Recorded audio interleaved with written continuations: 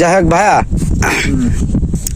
এই যে আপনি যে অনেক জায়গায় আপনি তো জব করেন, গভর্নমেন্ট জব, যাই হোক আপনি তো অনেক ডিস্ট্রিক্টে গেছেন, তো ডিস্ট্রিক্টে যেহেতু অনেক অনেক স্থান দেখেছেন, সুন্দর সুন্দর জায়গা দেখেছেন, তো আমাদের এই গ্রাম্য পরিবেশে এবং গড়াই নদীর তীরে এসে আপনার কাছে কিরকমের লাগতেছে?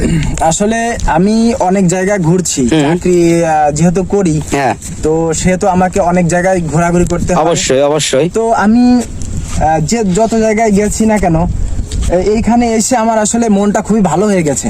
আসলে একটা ভালো হওয়ার জায়গায়, আমাদের এটা একটা ভালো হওয়ার জায়গা। যাদের মনের ভিতর কষ্ট থাকে, দুঃখ কষ্ট, তারা আমাদের এইখানে আসলে পরে তাদের মনের ভিতর আনন্দের উৎফুল্লটা জেগে ওঠে। এটা আমাদের একটা খুবই সুন্দর একটা দর্শনীয় জায়গা। আসলে আমার মনে হয় 10,000, 20,000, 30,000 টাকা খরচ করে হ্যাঁ। আপনারা যারা কক্সবাজার, তারপর হ্যাঁ, হচ্ছে সেন্ট কুয়াকাটা। মার্টিন, কুয়াকাটা যারা যাচ্ছেন, হ্যাঁ। তো এত টাকা যাদের সামর্থ্য নেই, তারা হচ্ছে আমার মতে হচ্ছে তারা এইখানে এই গড়াই নদীর পাড়ে আসতে পারেন। হ্যাঁ। এখানে আসলে আপনারা আশা করি কক্সবাজার, কুয়াকাটা, সেন্ট মার্টিন এইসব থেকেও বেটার ফিল পাবেন আপনারা। যাই হোক, হ্যাঁ। আসলে ভাই আপনার কথা শুনে খুবই ভালো লাগলো।